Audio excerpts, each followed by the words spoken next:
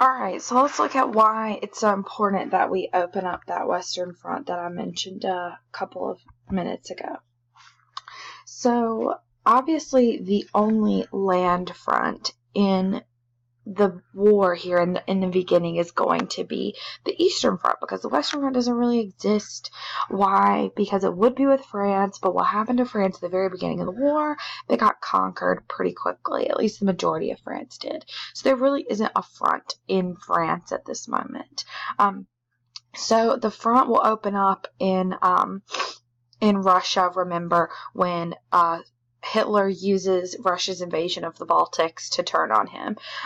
So in June of 1941, right after Hitler declares war on Russia, he will send troops in at the very beginning of the summer of 41. And he literally said, this is just going to be a summertime thing. Like, we will conquer Russia within the next 5 months, and no one needs to worry about it. He sent troops to 3 cities in particular, and he wanted to conquer those 3 cities. And once those were conquered, it was basically over for Russia. So he sent troops to Leningrad, Stalingrad, and Moscow. So the Germans were able to capture a lot of POWs and civilians along the way to those cities, but they still weren't able to control the entire city, and they weren't able to really gain any access to any of these cities in particular because of how strong the Soviets were and because of such a severe winter that's about to set in.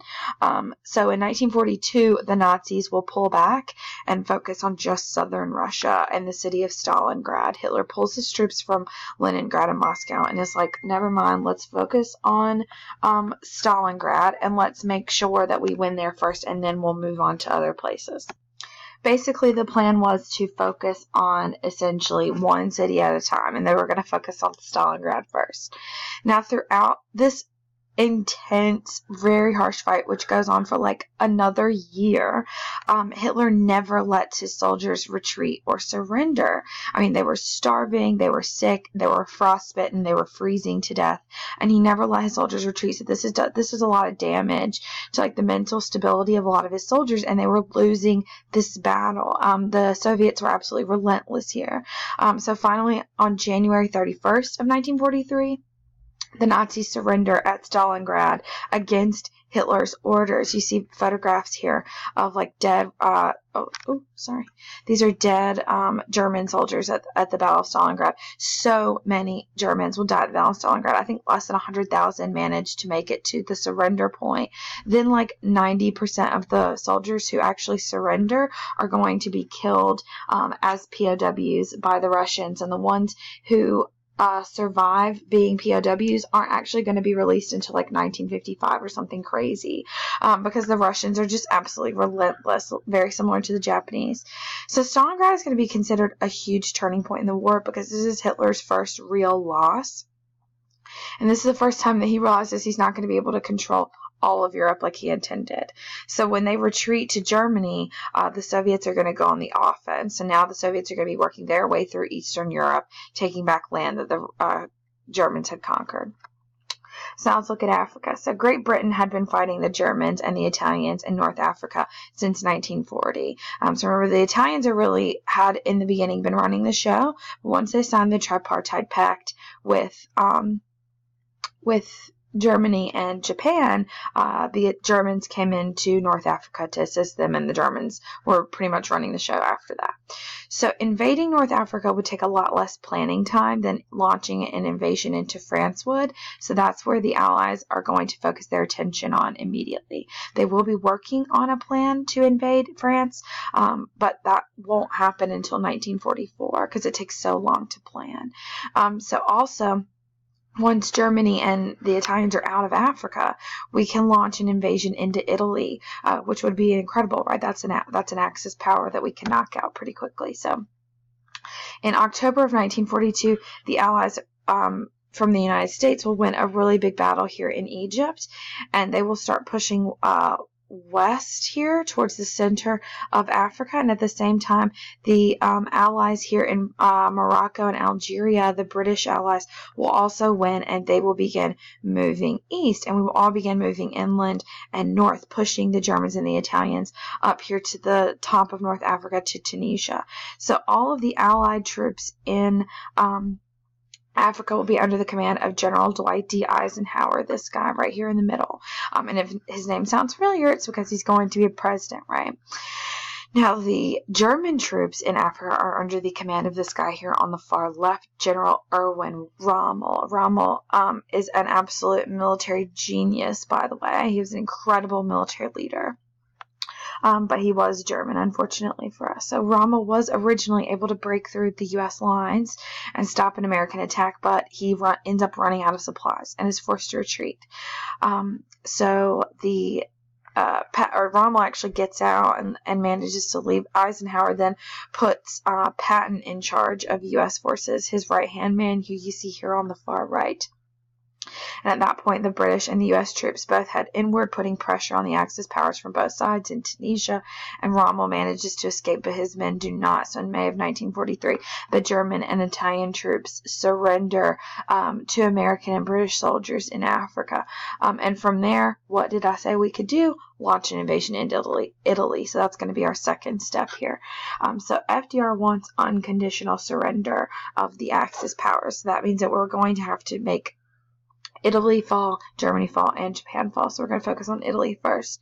So in July of 1943, British and U.S. troops will land in Sicily. So Sicily, you see, Italy is shaped like a boot, and Sicily is like the thing that Italy is kicking. It's like this little island right here. They will meet up in the north, and then these forces are going to be commanded by Eisenhower. And so Eisenhower is going to be leading this campaign into Italy, and Patton will remain in charge of the troops in North Africa. So even though the Axis will then escape to the mainland, the Allies now control the Western Mediterranean, and they can invade the Italian mainland and overthrow Mussolini, which they will do over the next year and a half. So by September 3rd of 1945, Italy is going to formally surrender to the Allies, and then 5 weeks later, 1944, and they will declare war on Germany as well. So Hitler is going to be able to send an air rescue to Mussolini and get him out, and he will actually fly up here to sort of like northern Italy into these mountains and set up a puppet government. But we will continue pushing forward through the Italian peninsula, and we will be able to make it to the north and overthrow Mussolini, and he'll end up being executed really by his own people. So launching this massive invasion into Italy is so important because we're trying to alleviate some pressure for the Russians. The Russians and what's going on. Remember, Stalingrad's happening at the same time as this. The Russians are experiencing huge losses. And because the Germans are able to really put all their resources into that land front. So we're trying to alleviate some pressure there. And then the other thing that we're going to do to alleviate some pressure before we can launch that land invasion into France is going to be to start a bombing campaign in Germany. So like I said, Stalin really wants us to open up that second front, and we're working on that, but to take some pressure off in the meantime, we're going to start this air raids over Germany.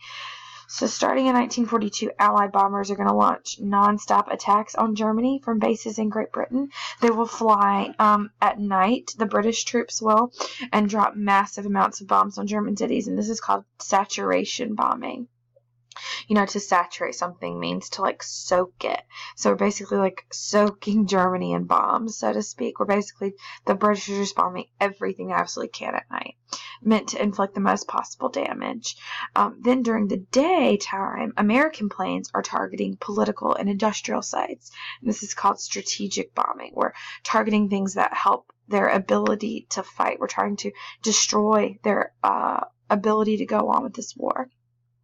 So this is where our red tails are going to come in. If you've seen the movie or heard about the red tails, these are the Tuskegee Airmen who you see here on my left. So the Tuskegee Airmen are going to be so important during the bombing campaign. What they're going to do is they're going to escort our bombers over Germany and protect them from other fighter pilots. This is going to be absolutely crucial. Being a fighter pilot already comes with a higher fatality rate. You're 20% more likely to die as a bomber pilot than anything else. And over their 1,500 missions flown, the Tuskegee Airmen will never lose a single bomber. Some of the Tuskegee Airmen might died, but never did they lose a bomber. All their missions were 100% successful. It ended up being so that bomber pilots were actually requesting that their escort be a Tuskegee Airman because they knew that they were in safe hands with them. And this was an excellent tool to start opening up the Eastern Front again and taking a lot of pressure off the Soviets. It's really going to be successful here. So the last little bit here, let's look at how things are going with the Japanese. So the Japanese have a new military commander. The commander of the Japanese forces in the Pacific is going to be a guy named Admiral Yamamoto, Yamamoto. So the island of Midway, this little dot right here, is going to be our sort of last stand in the Pacific. We have able to prevent the Japanese from conquering New Guinea, remember, but basically every other place in the Pacific the Japanese have managed to take control of. So Midway is so important. It's our naval base in the Pacific, now defending Hawaii since Pearl Harbor has been destroyed, and defending Alaska. And Japan knows that if they can control this, then our control in the Pacific will be pushed all the way back to California. And then Yamamoto wants to take Midway and then establish a base in Alaska so that he can launch a land invasion into California and launch an actual invasion of the United States, which is absolutely terrifying. So we find out that this is what their plan is. Admiral Chester Nimitz does, who's the commander on the island of Midway. There are some Navy codebreakers who find out that this is what they want to do. And we're going to send some extra aircraft carriers to the island of Midway for defense. So on June 5th of 1942, torpedo planes and dive bombers will sink 4 Japanese aircraft carriers and all the planes on board. And the U.S., through all of this, will only lose 1 aircraft carrier, which is really incredible. This is going to be the most important naval battle in the Pacific, because at this moment we will stop the Japanese advance through the Pacific. Just like Stalingrad is the turning point in the East, Midway is going to be the turning point in the Pacific. From now on, just like the Germans are going to be on the defense and the Russians will be on offense, the Japanese will be on defense and the Americans will be on offense, which is a pretty great thing.